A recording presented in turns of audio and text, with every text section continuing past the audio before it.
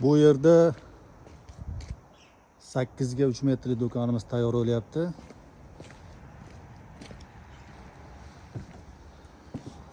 Bayram arafasi bolalar dam olyapti.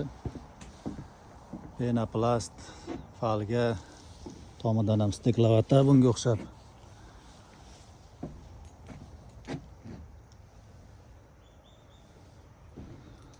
Buning ichiga penoplast qiladi. Devorning umumiy qalinligi 15 sm atrofida bo'ladi. Poltaxtadan keyin xudo xolasa oxirida linoleum ham tashlanadi bunga.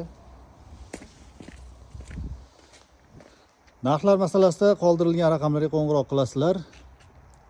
Sizlarga ma'lumot beriladi. Bu Farg'ona shahrida tayyorlanyapti.